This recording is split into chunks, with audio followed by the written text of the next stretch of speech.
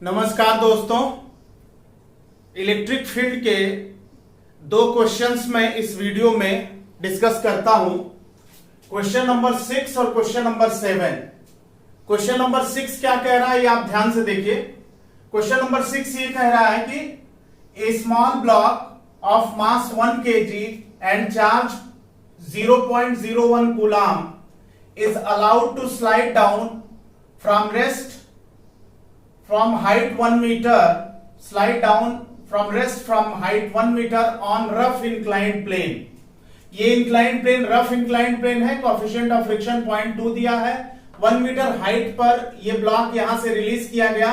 इस ब्लॉक पे charge Q है, मास M है, हॉरिजॉन्टल इलेक्ट्रिक फील्ड है 100 वोल्ट पर मीटर की। तो क्वेश्चन ये है कि the time taken by block to reach the bottom is, जब इस ब्लॉक को यहां पे छोड़ेंगे तो ये कितनी देर में बॉटम में आ जाएगा, स्लाइड करता हुआ नीचे यहां तक आ जाएगा। टाइम के लिए 4 ऑप्शन दिया है, ये 4 ऑप्शन में से कौन सा ऑप्शन सही है बच्चों ध्यान से देखिए। अगर वेट mg डाउनवर्ड है और ये नॉर्मल लाइन है तो ये एंगल अगर 30 है तो ये एंगल 30 होगा, तो mg का ये कंपोनेंट होगा mg cos 30, ये कंपोनेंट होगा mg sin 30। Electric field right word है तो इस ब्लॉक पर लगने वाला इलेक्ट्रिक फोर्स Q इंटू ई राइट वर्ड होगा। और ये एंगल अगर थीटा है तो ये एंगल 30 है तो ये एंगल 30 होगा।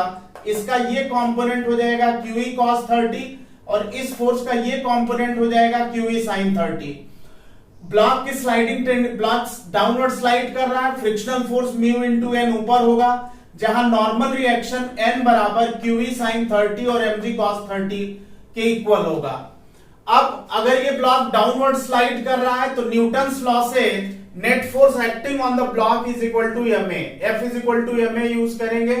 जब ये ब्लॉक डाउनवर्ड स्लाइड कर रहा है तो इस पर लगने वाला नेट फोर्स होगा mg sin 30 minus mu N minus QE cos 30।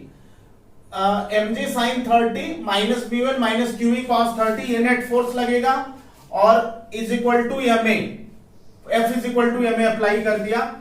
यहां से फिर नॉर्मल रिएक्शन की जो वैल्यू है QE sin 30 mg cos 30 वो नॉर्मल रिएक्शन की वैल्यू यहां पे पुट कर दिया और सॉल्व करने के बाद एक्सेलरेशन a जो आया मास कैंसिल होता चला गया, g sin 30 माइनस म्यू की वैल्यू 0.2 है कोएफिशिएंट ऑफ फ्रिक्शन की, g cos 30 plus QE by m sin 30 minus QE by m cos 30।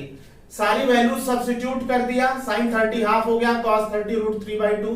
Solve करने के बाद एक्सेलरेशन जो आया 2.23 मीटर पर सेकेंड स्क्वायर आया। इस एक्सेलरेशन से ये ब्लॉक डाउनवर्ड आएगा। इस इंक्लाइंड प्लेन की लेंथ अगर s है और हाइट अगर 1 मीटर है तो sin 30 perpendicular upon hypotenuse 1/s हो जाएगा।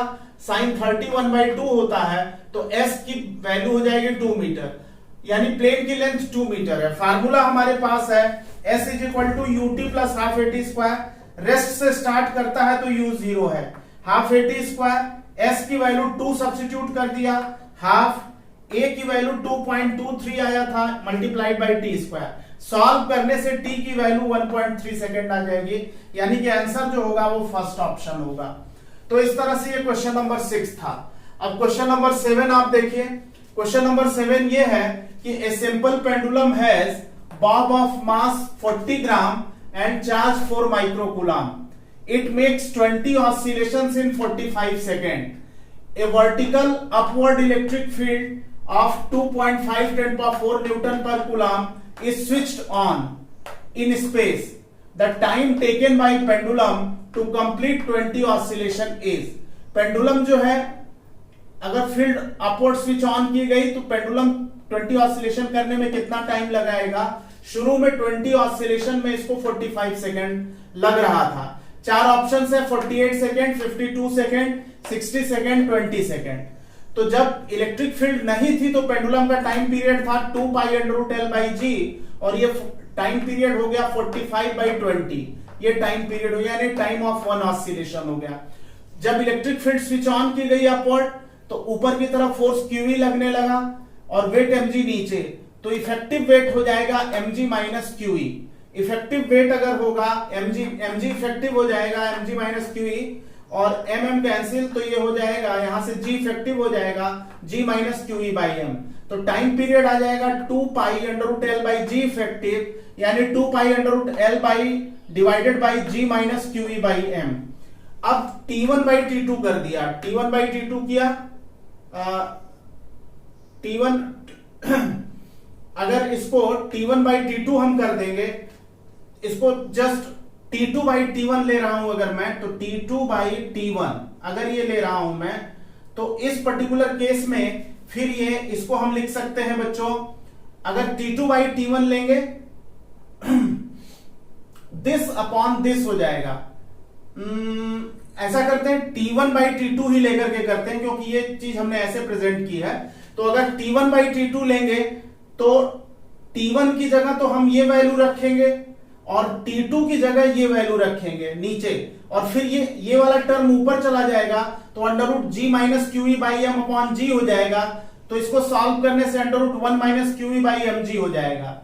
ये सॉल्व करेंगे तो वैल्यूज पुट कर दें अगर, तो 1 माइनस चार्ज दिया है 4 माइक्रोकूलम 4 × 10⁻⁶, ई दिया है 2.5 10⁻⁴, मास दिया है 40 × 10⁻³ kg और जी की वैल्यू 10।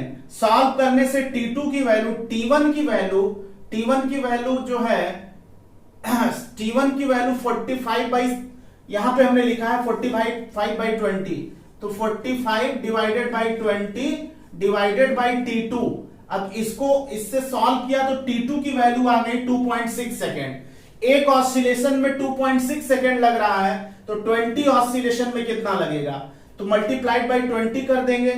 तो जब इसको अगर मल्टीप्लाइड बाई 20 कर देंगे 2.6 को, तो 52 सेकेंड आंसर इस तरह से आ जाएगा, यानी कि ऑप्शन जो होगा वो सेकेंड होगा 52 सेकेंड। एक बार देख लीजिए आप।